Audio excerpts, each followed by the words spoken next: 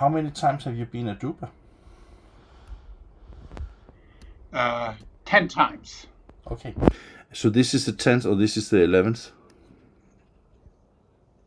Yes, it will be. And I'm very happy to get again my press identity card, Fantastic. So I'm a kind of VIP person Of course you are. asking smart and stupid questions. Andreas, you have actually been part of writing a book about Drupa, right? Yes. It's a wonderful book. I have it here. You want to see it? It's Yes. a so-called coffee table book. And that means that It's quite a big one. It's quite a big one, yeah. Yeah, beautiful designed. And when was that? And it's about.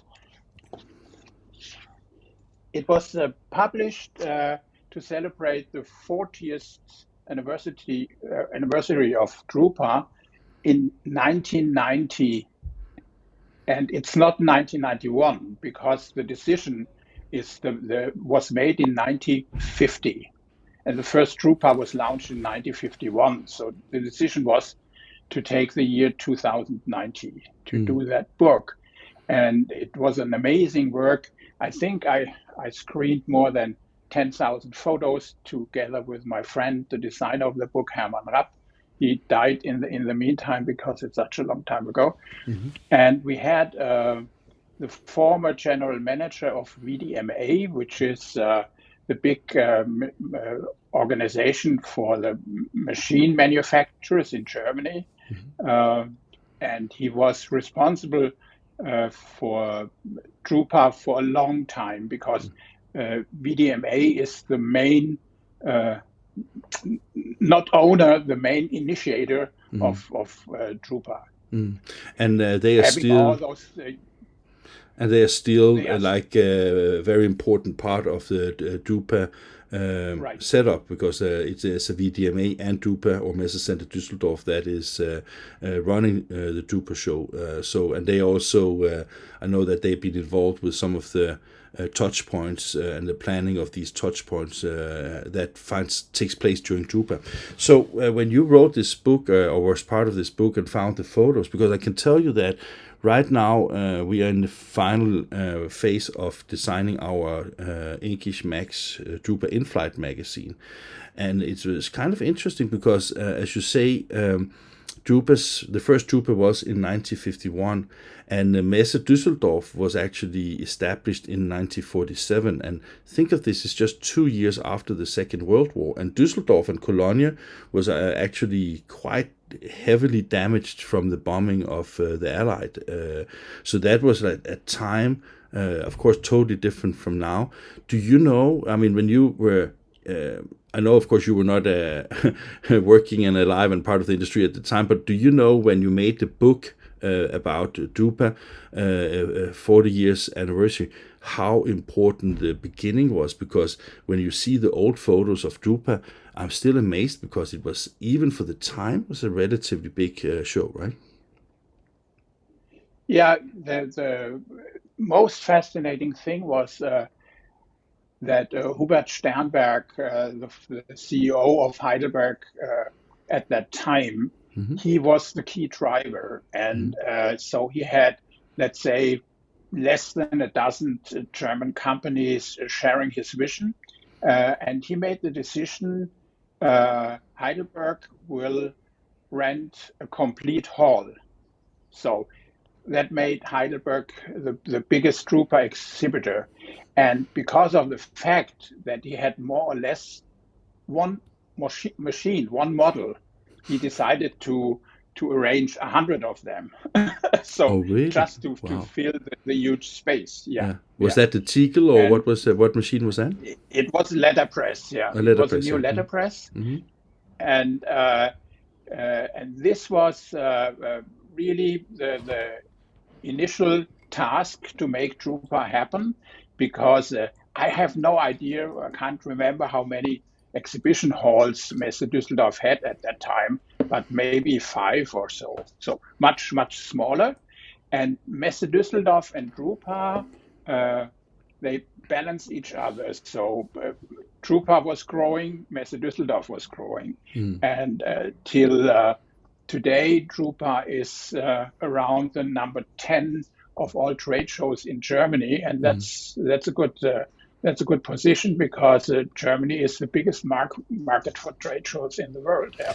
Yeah, I read from the AUME, the Federation of Exhibition Places in Germany, that the exhibition industry in Germany is expected to turn over, including all the side businesses, about 81 billion euros a year. So it is by all means a very big industry. Do you know? I mean, one thing is that Drupa is the 10th biggest show in Germany.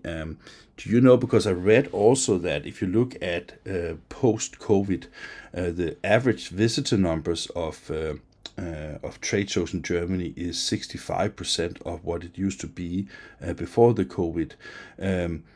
Do you know if that is, I mean, is the visitor numbers, is that something that influences the total revenue and the total value of trade shows in the industry a lot, or is it mainly the exhibitors and the booth spaces that are let's say the more important part of it? Do you know that, or?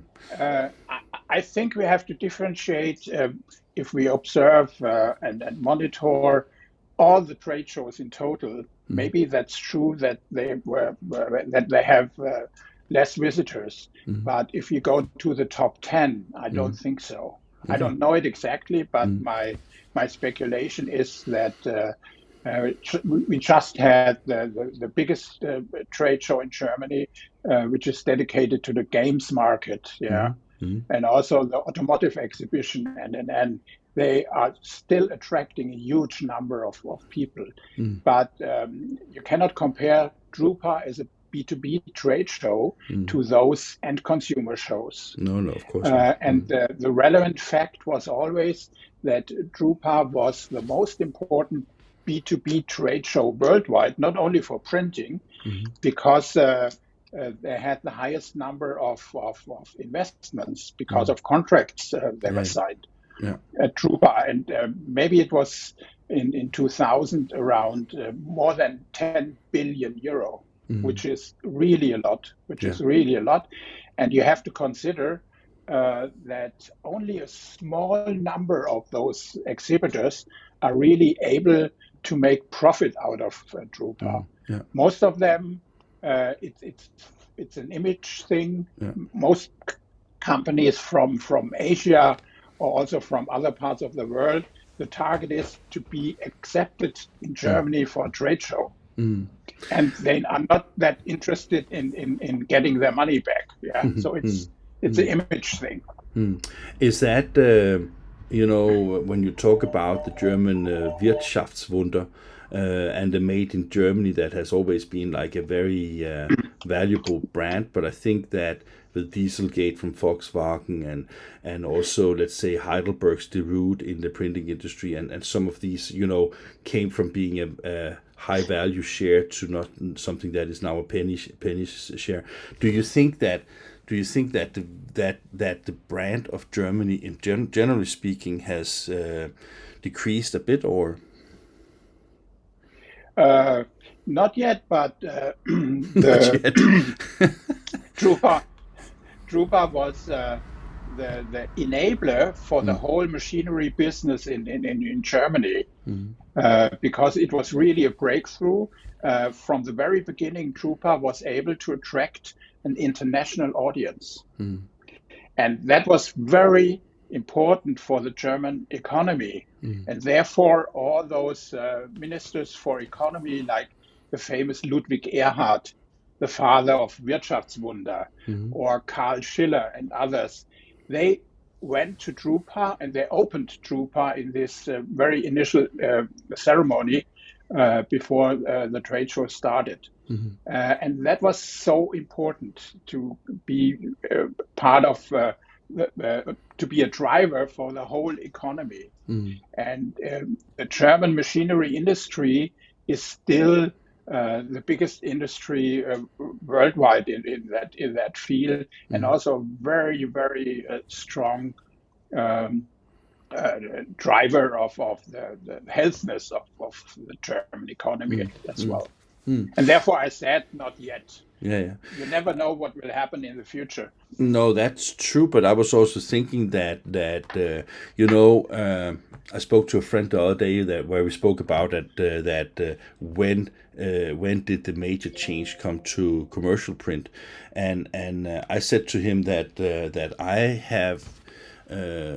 have been thinking about it a lot, and I think that 2008, 2009, where the rest of the world saw a financial crisis, I think that a lot of people in the printing industry forgot that was also when you had 50% global internet population, and therefore also it's not just a financing issue, but it was also a paradigm shift when it comes to how you mass communicate.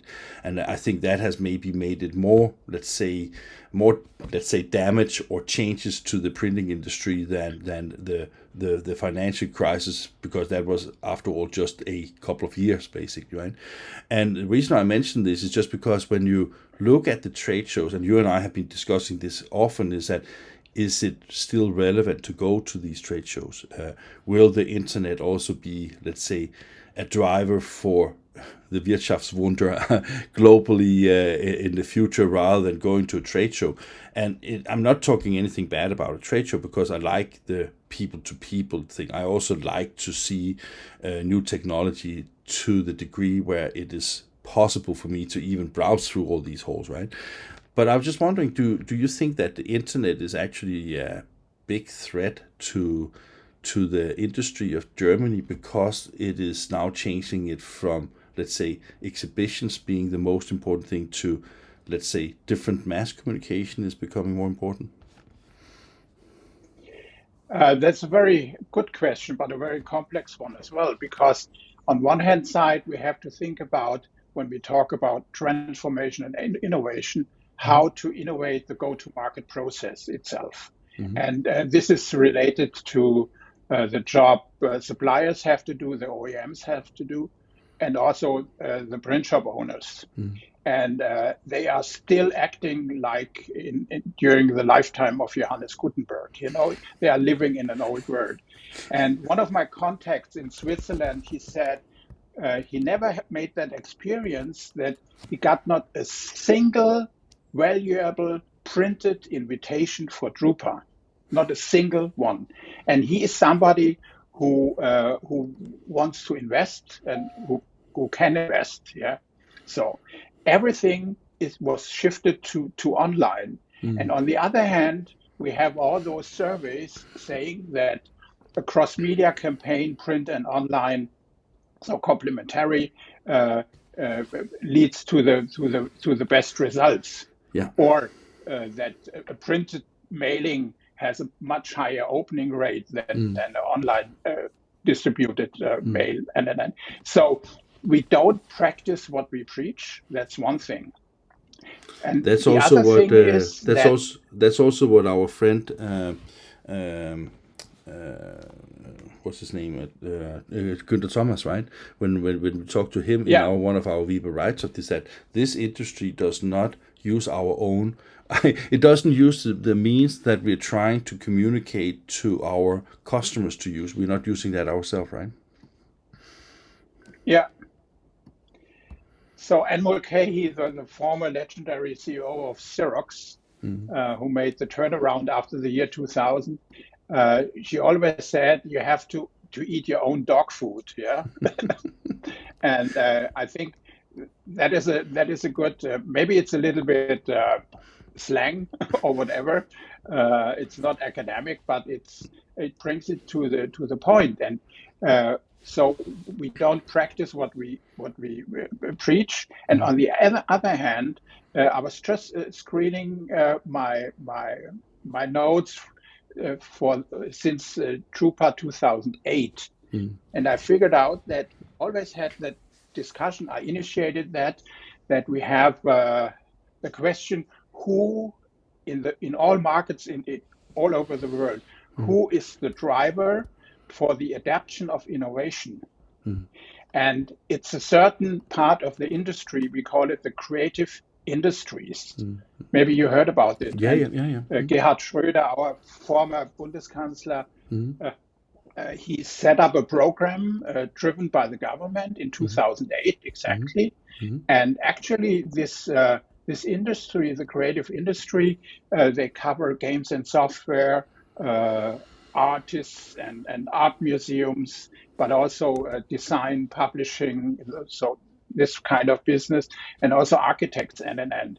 And if those people who are really open-minded, if you inspire them to adopt innovation, it will infect the whole markets, the whole society in total. And we don't talk to those people. Yeah, that's true, and that is like maybe one of the first things that we as an industry have to do. And the problem is I don't see the federations taking those initiatives. I don't see industry players taking this initiative, and I'm just wondering where should that drive come from. And you don't have to answer that. I just have one more question that I would like to discuss. It's not a very for me it's an important topic, to be honest, because as you know, we as one of the few media that has been entirely electronic is now going in to make print as well. And it took a long time for me to find a right business model for doing it. And that, of course, needs to be proved that I'm right before I can, say that, okay, swear to God that it was the right one. But do you think that when it comes to the, let's say, communication and magazines and newspapers and, let's say, the paid-for kind of communication that used to use paper, do you think that the biggest lack of, let's say, go to use the market is that we don't really develop the new business model that are needed for seeing print as a relevant media in a electronic world? Absolutely, because when you make the best out of the electronic world and also artificial intelligence and whatever, then it's to monitor the needs of your audience or the needs of your potential customers, just to use all the digital tools you have. And we have them for a long time already. Yeah. And so there was a interesting project. I was part of that at the very beginning, also 10, 15 years ago, around 2008. It came from the university in Cologne, Professor Schröder, if I remember right. And he was able to set up a technical concept for an on-demand newspaper. So the reader was able to say, in this area, maybe politics, serve what you have. In this area, sports and culture and whatever, I specify what I want to receive, and you deliver me the specific articles. It was he had a foundation, he had a basic research with Allensbach Institute, and they said most of the population wants this kind of newspaper. It's not a single publisher signed into that project. That means we have solutions, we have demand, and those established parties who could do the job, they don't do it. So at least, Morten, you can do it. I want to do it. The problem is that it needs support from the industry, and this industry doesn't seem to care much about it, because I can say that every time we do something that is more, let's say, less commercial, more unbiased, less product orientated, it is difficult to raise money enough for doing that. You know that we spoke about the I can't remember the name, the organization that you're part of, the Schönfelder. Senefelder. Senefelder, yeah. Senefelder Foundation. Yeah. So you also talked about that sometimes it's difficult to raise money for something that is historical important, for something that is future orientated, and truly sad, because I think that this industry has a fantastic future ahead of us, but it doesn't come automatically. We have to do something in order to do that, and that is. Well, that has nothing to do. Yeah, it has something to do with Drupa, because if Drupa was truly an organization that was in favor of the industry, they could take on that because they are not member driven. It's a commercial business that doesn't support the industry in any other way than bringing a venue every 4th year. But they could take on that responsibility, just like the founding fathers of Drupa were the ones that were like, okay, we need to have this because it supports our industry. Now we need something new because it needs to support our industry. Well, that's just my personal opinion. Yeah, but Drupa has that great spirit. And when you go back to the year 1950, there were people who, they said, break the rules, bust the silos, just do it. Yeah. And this spirit we should reanimate for today, because my good friend Dr. Rainer Eschbach, he was part of the innovation group at Xerox. He said his biggest challenge was he was inventing something, and at that time he had the most number of patents inside Xerox production printing. And he said, we invent something new, and then we have to go to the product marketing. And the product marketing said, oh, did you make a market research? And he said, yes, for sure. Yes, the market research. Who else is doing that already, was the question. And he said, nobody, it's an innovation. So then we can't do it. Yeah. True. Andreas, thank you for being my wingman when I have these events. It's truly great to have you flexible, so you can jump in when the program shifts a little bit. And now it's time to talk to, I think I have not talked to him so many times, but I always find him very interesting. So stay tuned for Theo from Manroland and Goss. So after this little jingle, he will be online. Thank you, Andreas, and talk to you soon.